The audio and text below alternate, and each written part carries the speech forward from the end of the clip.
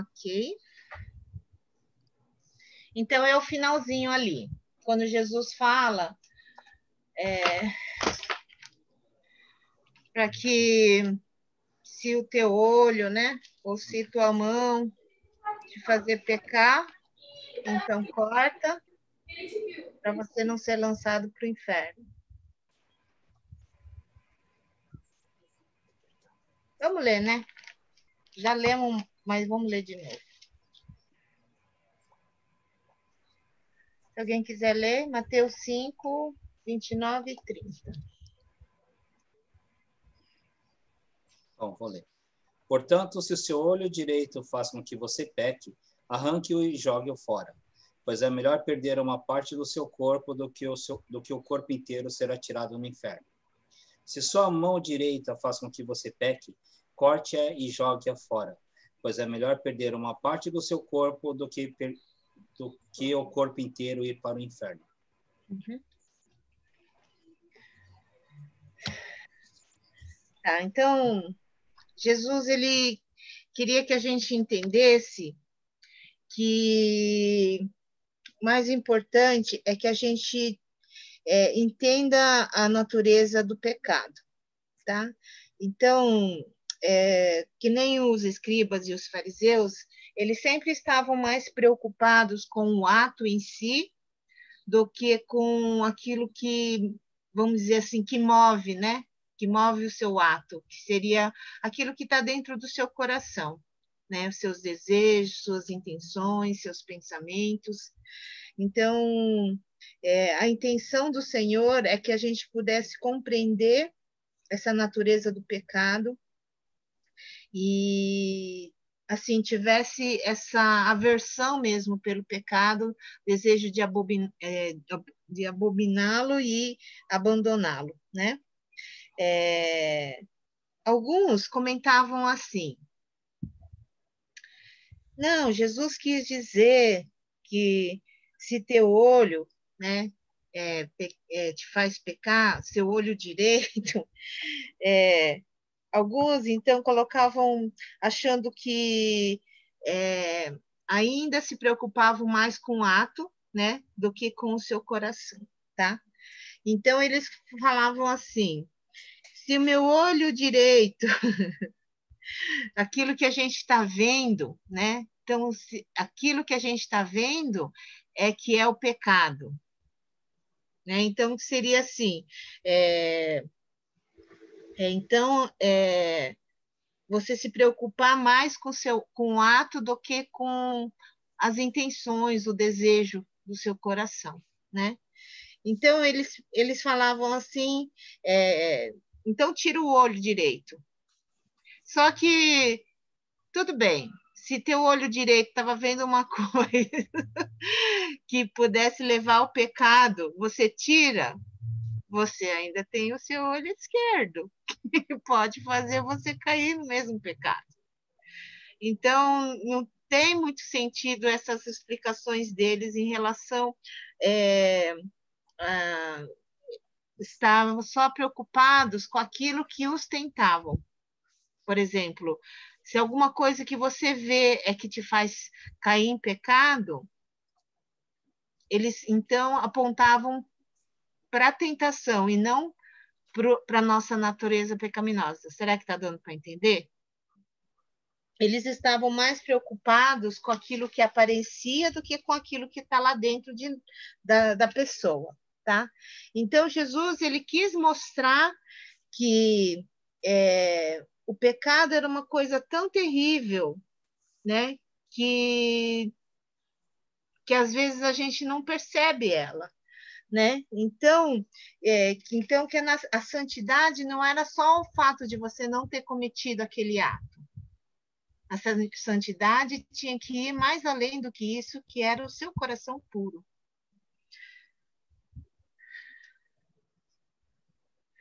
Então, ele quis mostrar a importância da santidade, né? Então, assim, dizendo, se alguma coisa te faz pecar, então é melhor você tirar esse olho, é melhor você tirar essa mão, né?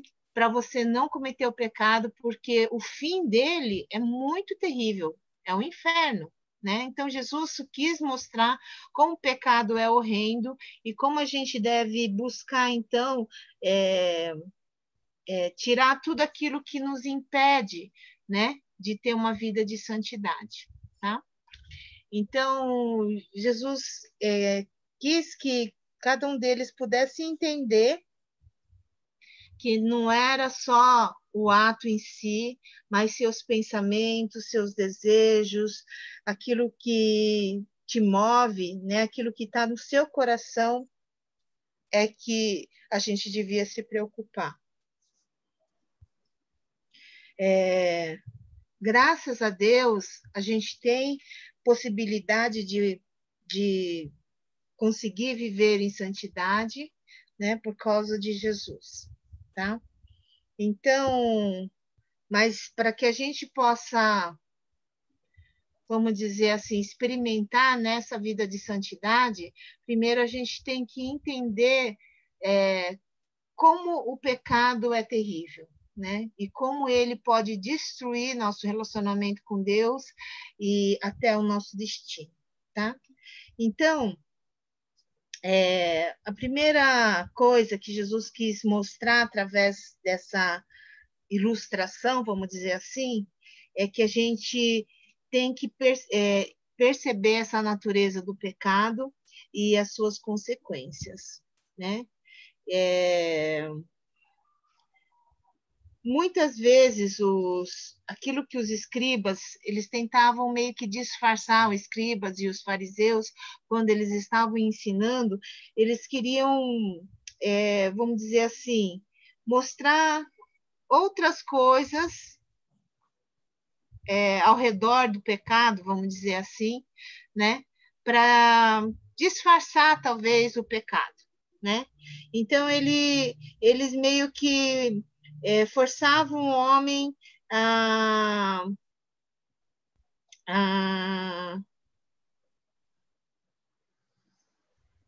dizer assim que o pecado é só aquilo que eles cometiam, né? Então era uma forma de disfarçar e acabava distanciando daquilo que era mais evidente, que a nossa natureza ela é pecaminosa.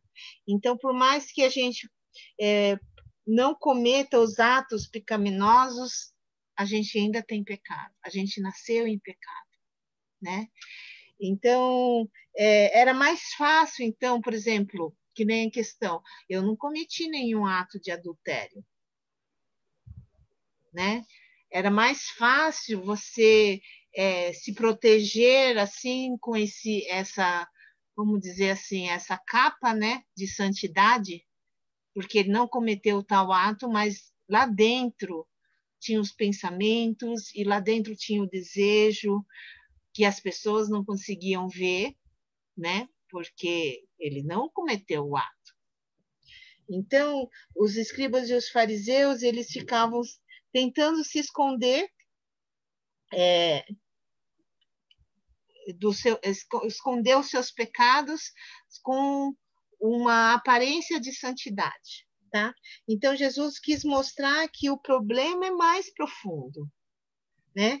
E o problema do pecado é tão grave que Jesus teve que vir para a Terra, porque Jesus teve que vir morrer para salvar, né, a humanidade do pecado, para mudar essa situação, porque realmente o pecado trouxe esse problema de separação do homem com Deus.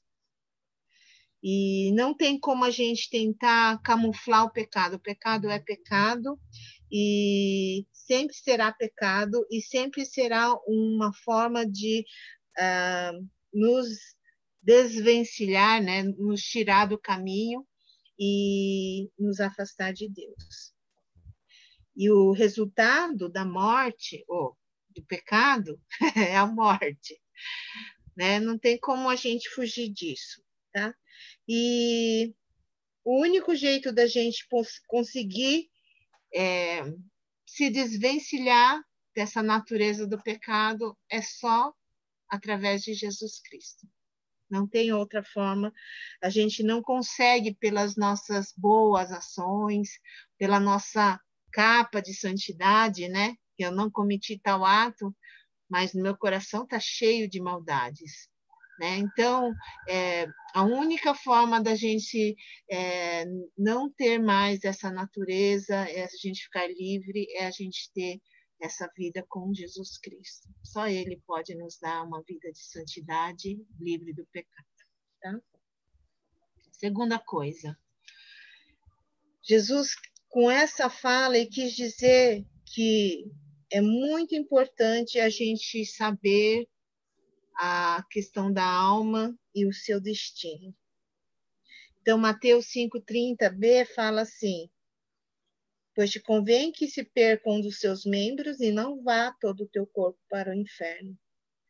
Então, Jesus falou 2 vezes essas palavras para que ela fosse bem enfatizada, né? Jesus quis mostrar que para ele a alma é muito mais importante do que um olho, né? O olho direito ou a mão esquerda, a mão direita. E naquela época, os membros direitos era muito importante. Mas Jesus quis dizer que o mais importante do que o que eles achavam que era importante é a alma e o seu destino, né? Ali em Lucas 14:26, Jesus falou assim: se alguém vem a mim e não aborrece a seu pai e mãe e mulher e filhos e irmãos e irmãs e ainda a sua própria vida, não pode ser meu discípulo. Então Jesus quis dizer assim, ele não quis dizer assim, a família não é importante, só eu sou importante. Não é isso que Jesus quis dizer. Alguns podem querer interpretar assim, mas Jesus quis dizer assim, qualquer coisa, se qualquer coisa ou qualquer pessoa for mais importante no seu coração do que Deus, então isso tem que ser eliminado, né?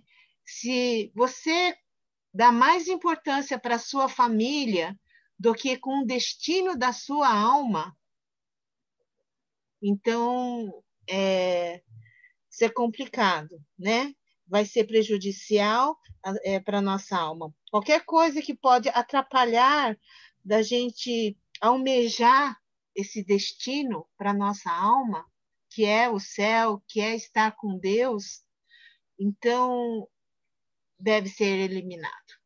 Né? Então, Jesus não quis dizer que a família não era importante ou, né, outras coisas não eram importantes, mas é que a gente tem que dar prioridade para essa importância para nosso destino. Um dia, quando eu estava de férias lá em Fortaleza, eu achei interessante, a gente foi num lugar que era um tipo, não era cemitério, era um monumento que tinha sido enterrado lá, nem lembro quem eram as pessoas, mas e eles fizeram assim, uma parte do túmulo, né, ficava assim, tinha a estrutura aqui do prédio, e uma parte vamos dizer assim, do túmulo ficava suspenso no ar. O que eles queriam mostrar era assim, uma parte da nossa vida, que é a nossa vida terrena, é um pedaço, né? Você viveu 50 anos, 70 anos, 80 anos, é uma parte da sua vida, né, que você viveu aqui na Terra. Aí a outra parte suspensa representava a alma da eternidade, que é muito maior, é muito mais infinito do que a nossa alma aqui na Terra, né? Por exemplo, a minha vida aqui, tem gente que vive menos, né? Tem gente que vive 20 anos, tem gente que viveu 5 anos, tem gente que viveu 100 anos, mas em comparação com a nossa alma, a nossa vida eterna, não tem comparação, né?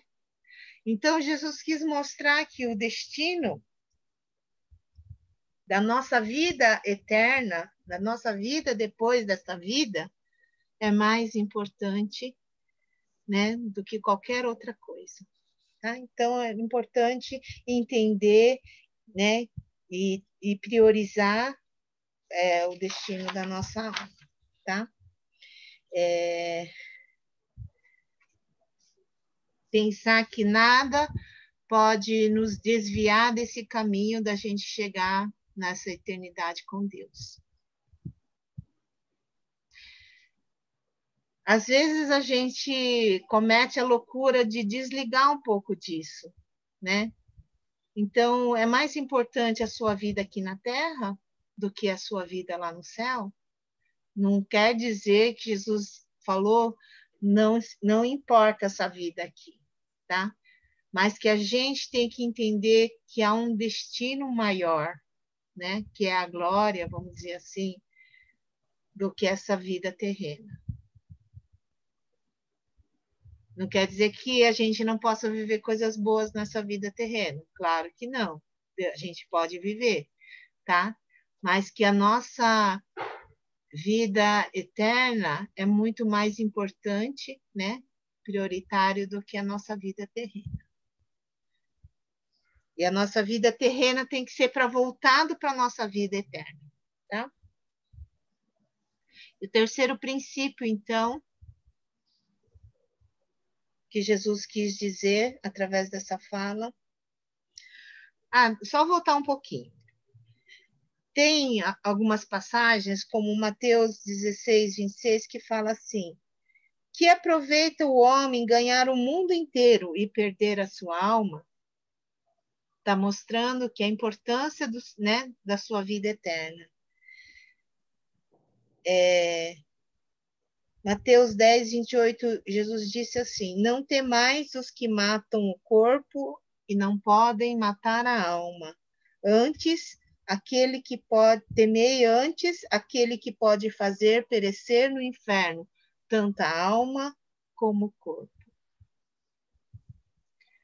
Porque não é assim, viver com Deus ou viver sem Deus. É viver com Deus no céu e viver sem Deus no inferno. Né? Então, pensar na eternidade no céu é fácil, mas pensar a eternidade no inferno aí você começa a pensar, né? Não é que assim a gente não gosta de falar muito do céu e do inferno, porque tem gente que fala assim: ai, parece que está fazendo terrorismo, sabe? Para a pessoa aceitar Cristo para poder viver no céu. Mas já vi muita gente fazer declarações terríveis, como: eu prefiro 1000 vezes viver no inferno do que no céu. Porque não sabe como é o inferno. Se soubesse como é o inferno, não ia querer viver no inferno. Eu penso, né? Deus que me livre, eu não quero nunca, jamais. Não quero nem passar um segundinho no inferno. Mas tem gente, por ignorância, que faz essas declarações. Né? Então, Jesus quis mostrar que o inferno é terrível e que é muito melhor a gente preparar para que a nossa alma possa viver junto com o Senhor no céu. Terceiro princípio que Jesus quis dizer através daquela passagem é que a gente tem que odiar o pecado, fazer de tudo que tiver ao nosso alcance para que o pecado seja destruído dentro de nós. Tá? Salmo 97, 10 fala: vós que amais o Senhor, detestai o mal. Então, a gente tem que desejar, lá no fundo do nosso ser, se desvencilhar do pecado, odiar o pecado. Às vezes tem gente que brinca com o pecado, porque acha que já tem Cristo, então está tudo certo, né? E acaba convivendo muito perto do pecado, sabe? Sim, vai chegar uma hora que o pecado não vai ser tão ruim, porque está ficando habituado, sabe? Lá do lado do pecado. Então, nós coloquei aqui, devemos estudar e compreender como o pecado opera, não conhecer o pecado e desfrutar do pecado, mas saber como aquele pecado opera na nossa vida, né? E acabar realmente odiando e para poder se afastar, para que ele realmente não seja parte mais da sua vida. Porque outro aspecto que Jesus quis mostrar, que o mais importante é que a gente tenha esse coração limpo. Então, como a gente já viu, Mateus 5,8 fala que somente aqueles, né, os limpos de coração é que verão a Deus. Então, a gente tem que buscar com todo o nosso ser viver essa santidade. E a gente só pode ter essa santidade se a gente estiver assim, ligados mesmo com o Senhor, tá? A gente pode até, como os fariseus faziam, ter um aspecto de santidade no nosso exterior, né? E as pessoas não conseguem ver os pensamentos, né? As nossas intenções. As pessoas não conseguem ver, mas Deus consegue. Deus consegue ver tudo e Ele pode perceber as intenções do nosso coração. Então, os fariseus, eles não gostavam muito de fazer essa coisa de sondar o coração, de pedir para Deus mostrar aquilo que estava dentro do coração deles. E tem muitos cristãos que também não querem fazer essa sondagem, porque vai descobrir que existe coisas não boas dentro do coração, tá? E o último princípio que Jesus quis dizer é de realmente mortificar o pecado, né? E só podemos mortificar o pecado através do Espírito Santo nas nossas vidas. Sem a presença do Espírito Santo nas nossas vidas, não tem como a gente mortificar o pecado. Por mais que você tente obedecer todos os mandamentos, de viver uma vida correta, a gente sempre vai estar lutando contra o pecado, tá? Romanos 8,13, Paulo fala assim: porque se viverdes segundo a carne, caminhais para a morte, mas se pelo Espírito mortificardes os feitos do corpo, certamente vivereis. Então, só o Espírito Santo pode mortificar o pecado nas nossas vidas. 1 Coríntios 9:27, Paulo disse: mas esmurro o meu corpo e reduzo a escravidão, para que, tendo pregado a outros, não venha eu mesmo a ser desqualificado. Então, ele esmurrava seu próprio corpo para que o corpo pudesse ser subjugado, né? Ele estava tentando, de alguma forma, mortificar seu corpo. Alguns católicos fazem isso, né? Eles chicoteavam-se e ficavam ajoelhados no milho, né? Tipo assim, como castigo, né? Era uma forma de tentar mortificar o corpo. Mas somente o Espírito Santo pode nos ajudar a mortificar. A gente pode até tentar, né? Fazer como Paulo fazia, esmurrava o corpo mesmo.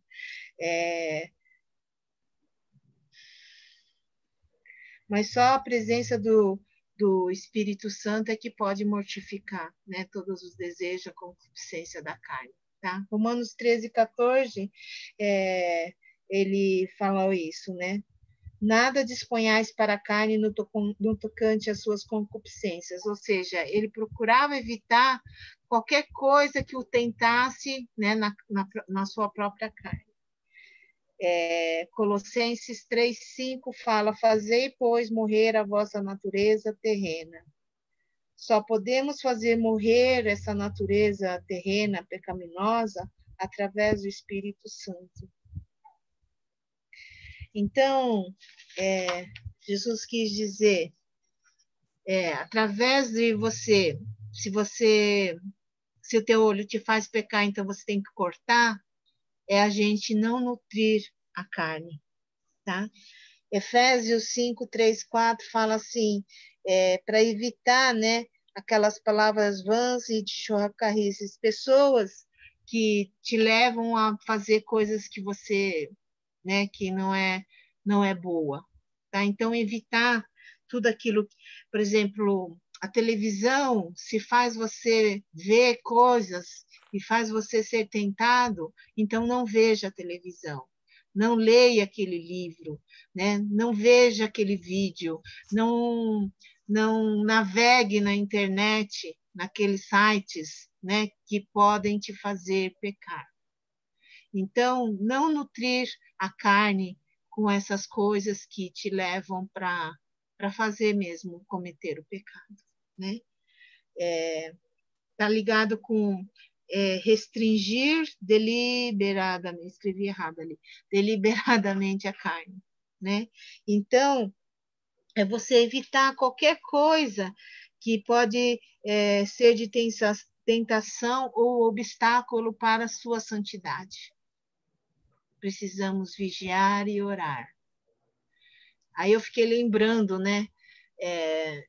Eu comecei a evitar mesmo ir lá no salão lá da minha amiga, porque estava me fazendo muito mal.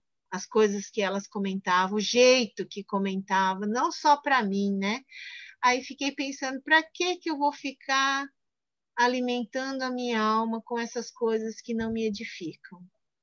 É difícil, né? Às vezes a gente falar, ficar um pouco longe disso, mas a gente tem que saber escolher nossas amizades, as pessoas com quem a gente vai abrir nosso coração, com que a gente vai dividir as coisas na nossa vida. Não quer dizer que a gente não tenha que se relacionar com mais ninguém, muito pelo contrário, a gente precisa, porque a gente precisa testemunhar, a gente precisa falar do amor de Cristo, mas a gente não precisa ter amizade de alma, sabe? Aquela coisa que você... Então, evitar as coisas que podem ser ruins para tua vida de santidade. E a gente sabe, né? Tem pessoas que não nos acrescentam. Então, a gente restringir deliberadamente a carne é isso, se cuidar, é vigiar e procurar buscar estar próximo daqueles que vão te ajudar na sua vida de santidade. Você abster de todo mal. Então, ficar longe de todo mal, né? O pessoal lá de Pompeia, eles tinham uma frase que eles gostavam de usar, evitar a aparência do mal. Por exemplo, se alguém estiver dentro do bar, não vai pensar, ele foi lá comprar fósforo. Não, ele foi lá para beber. Evitar a aparência do mal é não estar nos lugares em que as pessoas também vão compreender mal. Entendeu? Não que tem hora que a gente vai ter que fazer algumas coisas, né? Mas isso a gente estar sempre vigiando e sempre procurando se cuidar, tá? E uma coisa que pode nos ajudar a perceber, né? E realmente evitar é a gente saber que foi pago um alto preço pela nossa vida, pela nossa santidade, para que esse pecado, para que a gente fosse liberto do pecado, tá? Gálatas 1:4 fala que ele morreu lá na cruz, sofreu lá na cruz, para que a gente pudesse ser desarraigado deste mundo perverso. Tito 2:14, para nos remir de toda iniquidade, para purificar a si mesmo, povo exclusivamente seu, zeloso de boas obras. Efésios, tudo foi planejado para sermos santos e irrepreensíveis para Ele. Não foi um preço barato, foi um alto preço. Jesus suou gotas de sangue de tanto sofrimento antes de morrer na cruz. Ele foi chicoteado, ele foi chutado, blasfemado, né? Foi espancado, teve que carregar aquela cruz e morrer naquela cruz. Não foi um preço muito barato, foi um alto preço. Então, quando a gente pensa nesse sacrifício que Jesus fez para que a gente pudesse ter uma vida de santidade, uma vida livre do pecado, aí a gente pensa, né, que a gente não pode continuar vivendo nesse pecado. Se a gente conheceu a Cristo, a gente tem que pedir para que Ele nos ajude, para que a gente possa viver essa vida de santidade. A gente precisa mesmo da presença do Espírito Santo nas nossas vidas, e somente através dele a gente tem esse poder para viver uma vida de santidade. Filipenses 2:13 diz assim, que ele é que realiza em nós tanto querer como realizar segundo a sua boa vontade. A gente não tem poder para se desvencilhar do pecado, mas o Espírito Santo sim. Ele pode nos dar esse poder. E ele pode nos ajudar a vivermos de forma a arrancar o olho, arrancar a mão, mortificando nossa carne, né? Para que a gente possa chegar diante dele, da sua presença, inteiros, né? Sem ter nada contra nós, tá? Podemos estar olhando para ele face a face, de uma forma pura, sem culpa, sem nenhuma mancha, sem nenhum pecado. Então, que a gente possa aprender a viver no Espírito Santo, né? Para que essa natureza pecaminosa possa ser eliminada de nós. Amém? Ok.